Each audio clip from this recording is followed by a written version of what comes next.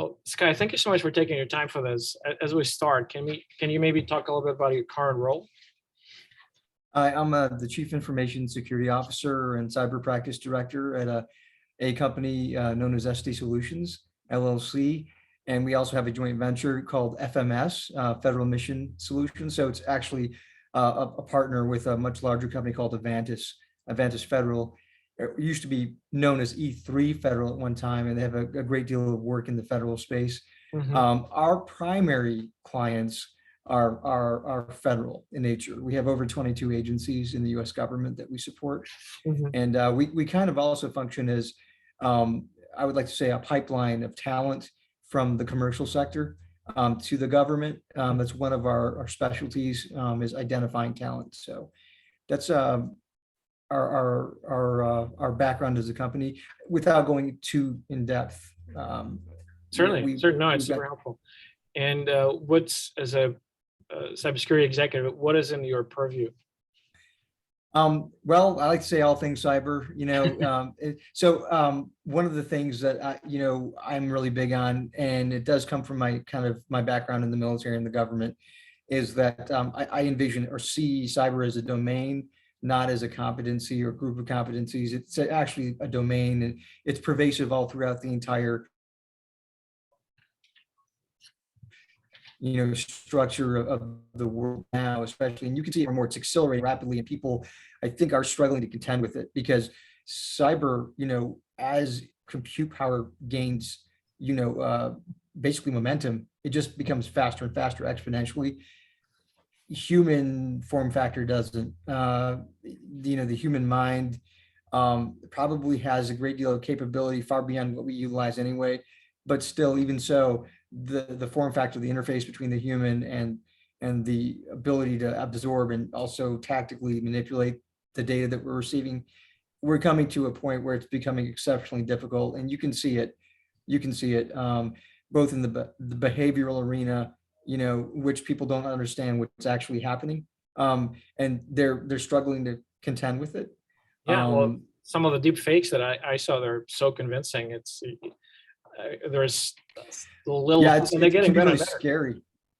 Well, that Oh and yeah, also voice generated kind of attack vectors where someone can spoof a voice of a known person, just call with kind of a bypass or code or something of the sort. It's extremely convincing. And well, and it's not to take us on tangent, but I think that's the reason why Elon Musk, I think one of his companies is working on a device that will be implanted in the brain that will increase the cycle rate, the input output, which actually it's kind of scary, but I understand why he's doing this.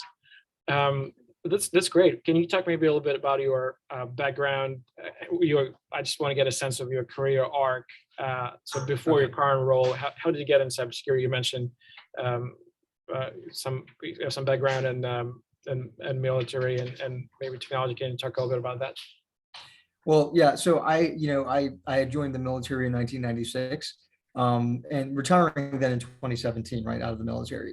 So briefly, involved in special forces, special operations, and then went to become a medical community member of the U.S. Air Force for the rest of my career, for the most part.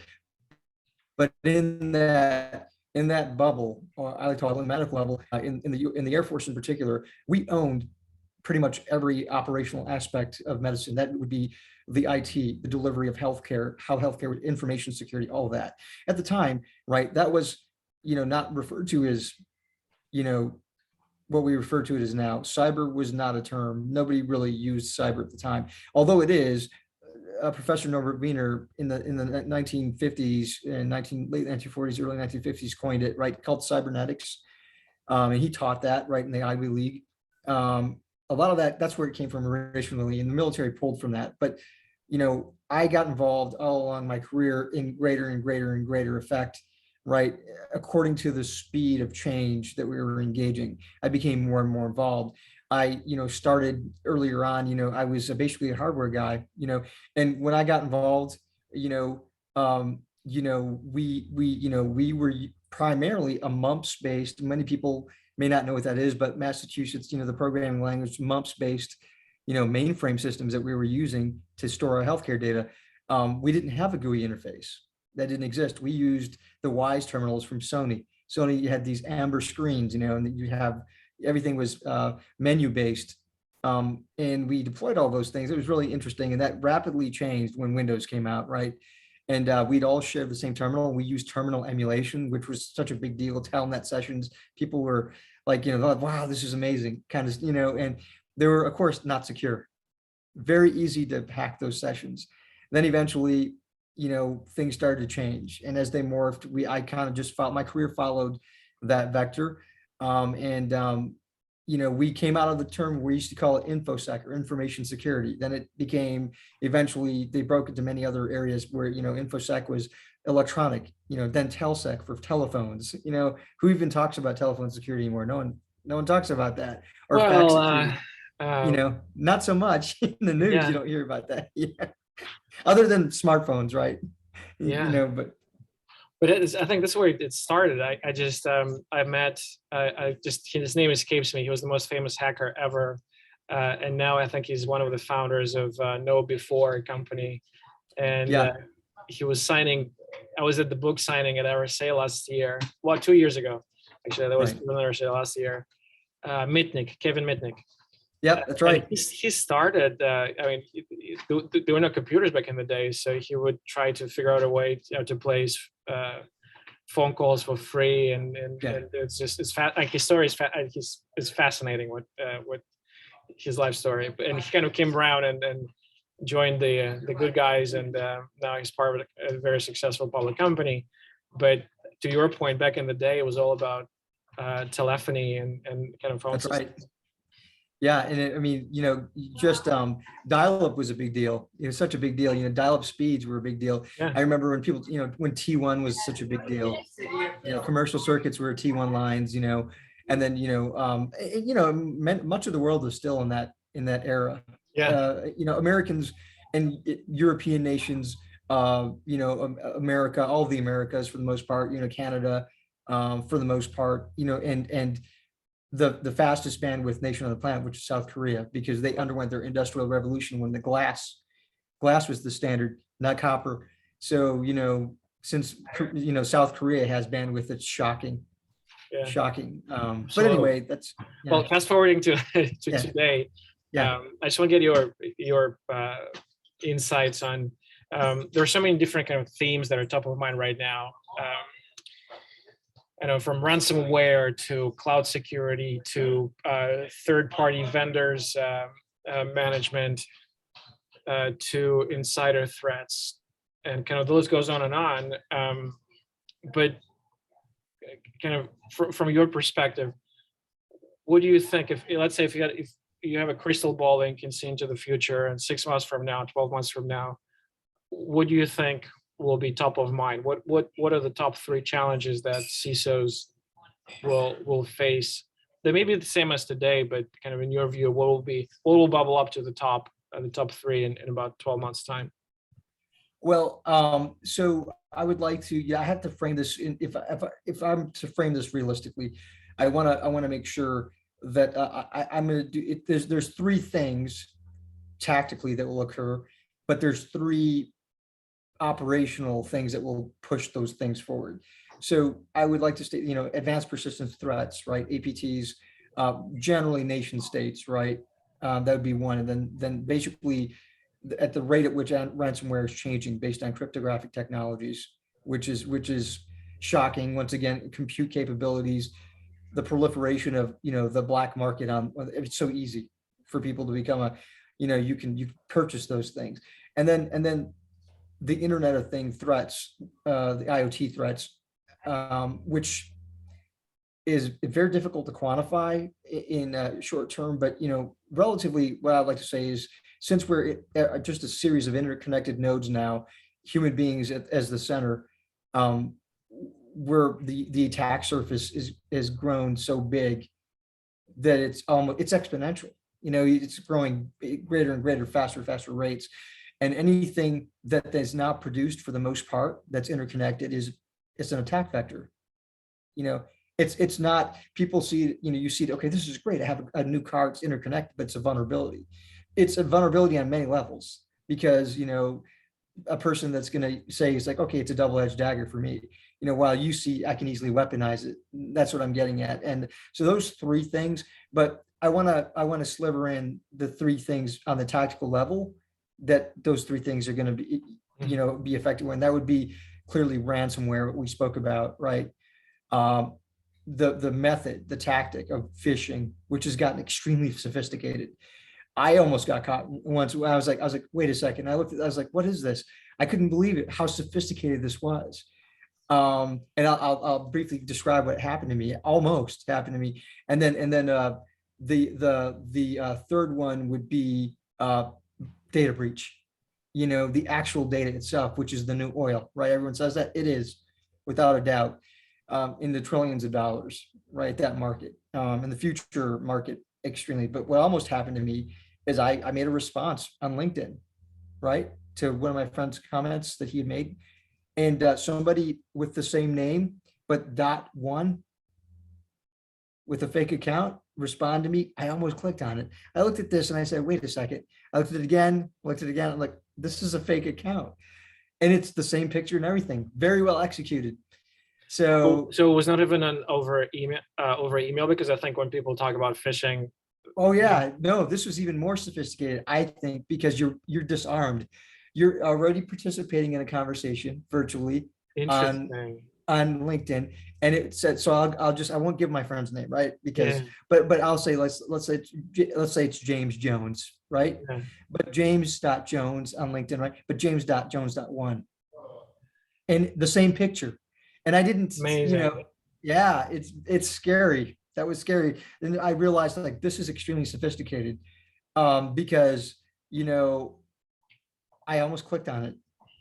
Well, And because if you're within LinkedIn, you kind of rely that people are real for the right, most part, or you can spot fake ones fairly right. And fairly I report, quickly. yeah, and I reported the profile. They took it down.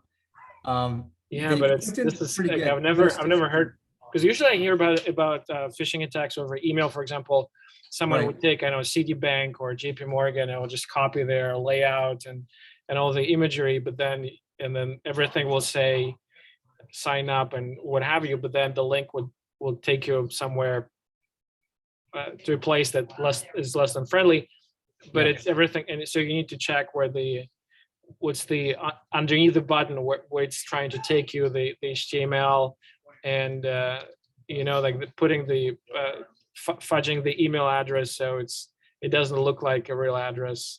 right. And uh, what I'm glad you brought that up, because I don't have visibility. You don't have, as interfacing on LinkedIn or any other social media platform for that matter. You don't have immediate visibility of anyone's email address. You don't know if that person's the actual, if they have the same profile picture, right. and the same name with a slight difference.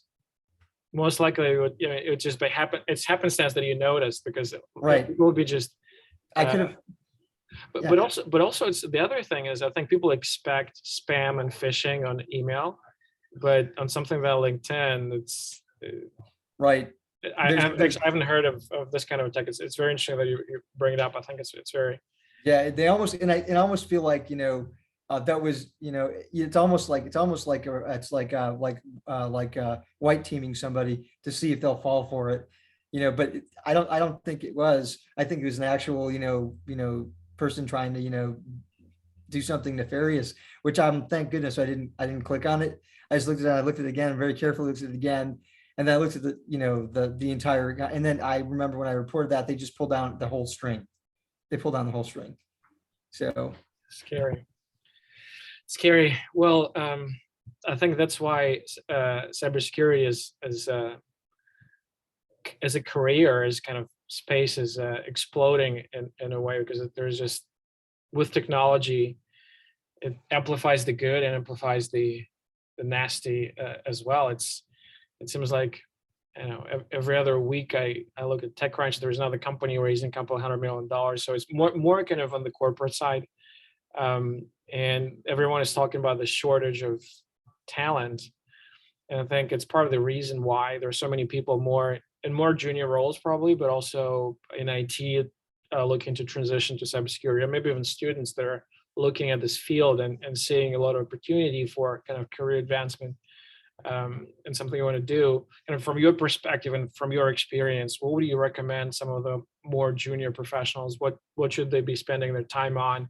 What should they focus on in such a vast field? And it's a moving target too. But what do you think? Given that time is probably a scarce resource for them, would you suggest they should spend more of their time? I, I think the question is, I always ask people to be really honest with yourself, because as you start to go down those, I mean, you can try different aspects of cybersecurity to find out what you really like. But as you go down it, because some people, they go down it about 6 months and they're like, I really don't like this. But if you find yourself, if you have that personal, excuse me, if you have that personality where, let me put this on, sorry about that, on mute. And when you basically have that, personality, like an investigator, like a Sherlock Holmes, forensics would be a great, digital forensics probably would be a great place for you to be. If you like to be engaging, like to engage, on things, SOC work, being associated with a security operations center, a SOC would be great, reporting to, government agencies with immediate threats, because it's a hybrid environment, right? Cybersecurity is a hybrid environment. You have to work with the US government or other governments, primarily US government, law enforcement agencies, to report cyber crimes, things of that nature. You have to start engaging at that level, right? So you have that going on, if that's your personality, right? And then, if you like things that involve not just the financial sector, but particular aspects of future technologies, then start to look at cloud security and look at things such as non-fungible tokens, or NFTs, things that are associated with a distributed ledger, like any cryptology related technologies, which of course people kind of blanketly refer to things as like not just they won't say blockchain, they'll say cryptocurrency, which, right, that's supported, right? The currency itself is supported by the blockchain, right? And the distributed ledger. But in that in itself, we know we're seeing the evolution of things changing. We see it because the Federal Reserve bankers have already stated that would be something they want to nationalize and federalize.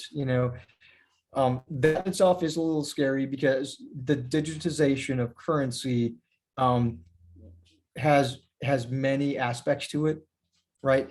It may, in many ways, it's more efficient, but it's also, there's a potential for the black market to expand dramatically, because that doesn't delegitimize paper currency, because obviously paper currency will still have weight for many, many, many, many, many years to come.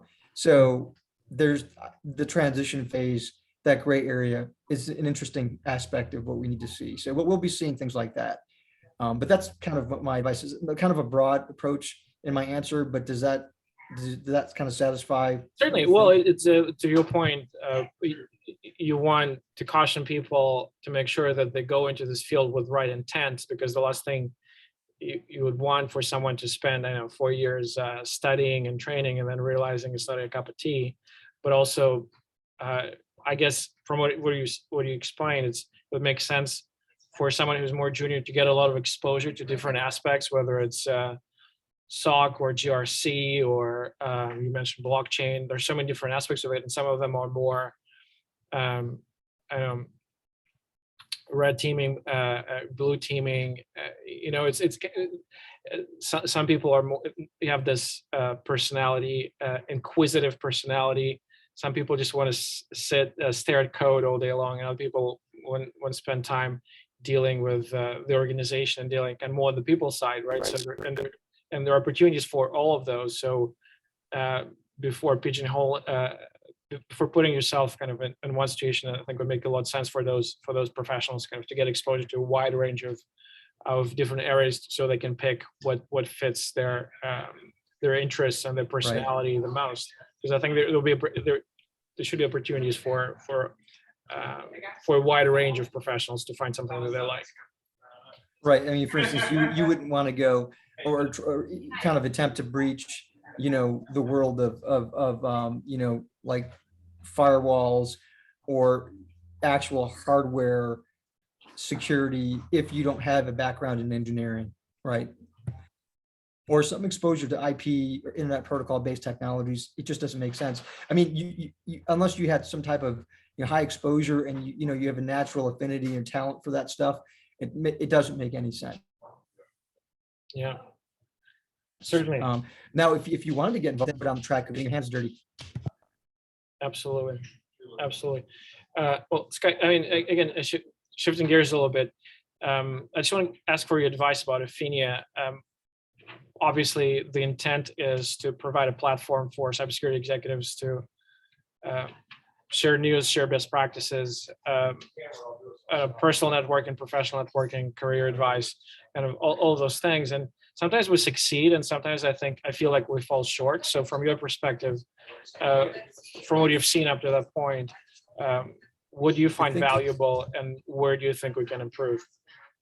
I believe I like the portal. It's very easy to access. I think that maybe if this exists, then forgive my ignorance on this. But one of the things that I think would be maybe an improvement or possibility is to have kind of automated notifications that you'll see on things like RSS feeds, things of that nature.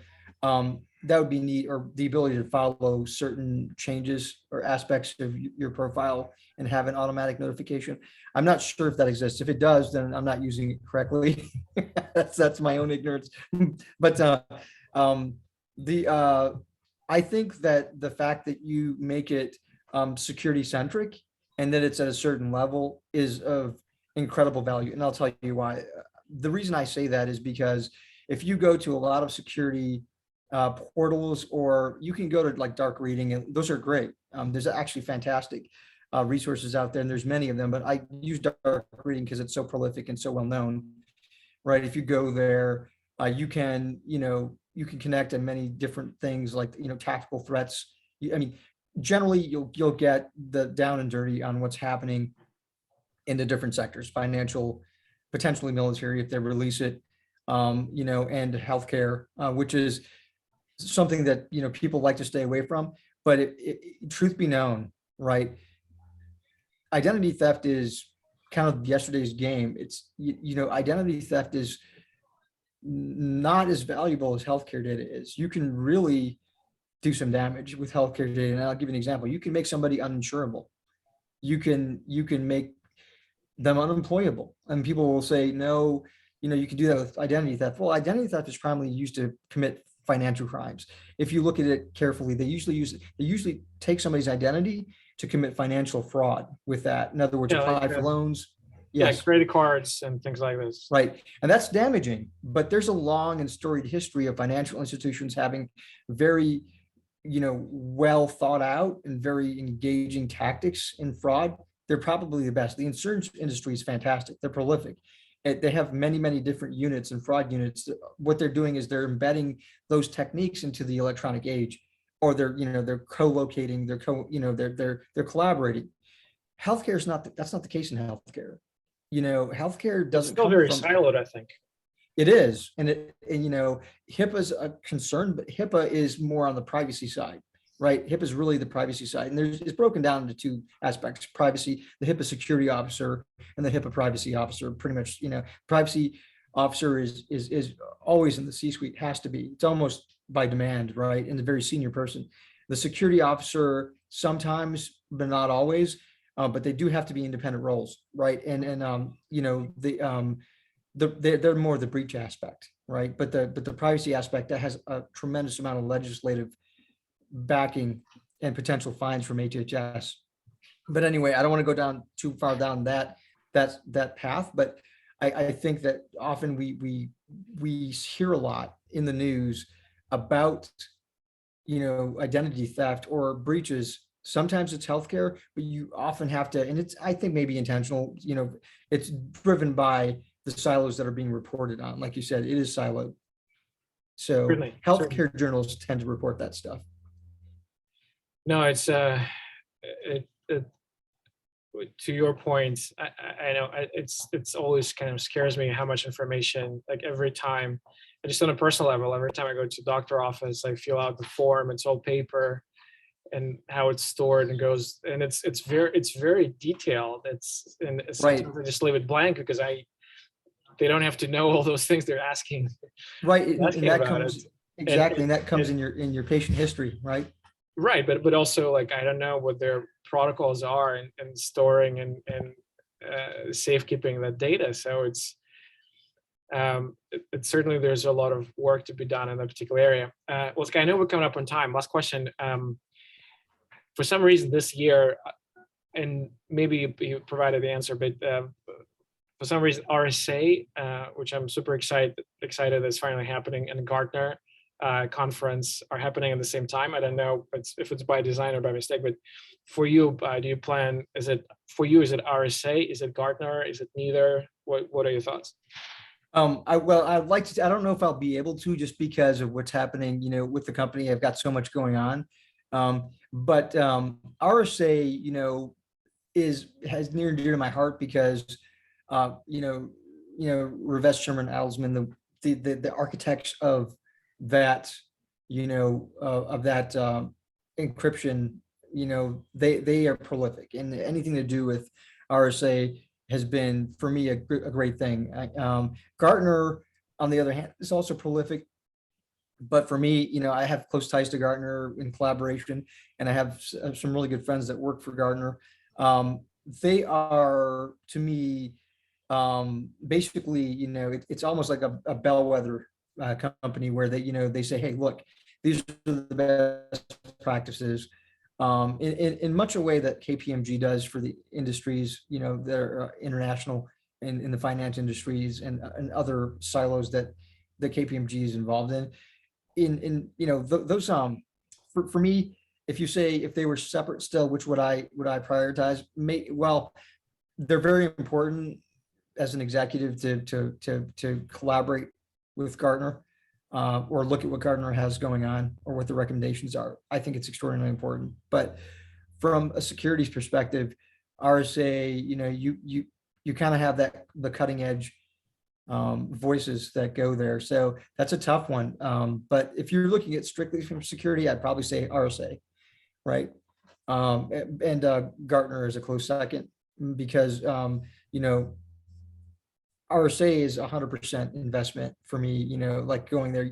If you don't get something out of that, I think 100% of use there, but Gartner, depending on what you're looking at, you may not necessarily get that 100% security investment. Sure. Does that make sense? I'm not Yeah, trying no, to. I think Yeah, and the format's a little bit different. Gartner is mostly analysts, and RSA, right. I think you have a more Exactly. of a 360 view, and I think, but both of them are very in embedded in the space, and I'm kind of I want to clone myself and go to both, but for me it's RSA. So if you do end up making the trip, would love to connect face to face. Sky, thank you so much for your time. Thank you. This was lots of fun. Thank you. I appreciate it. I really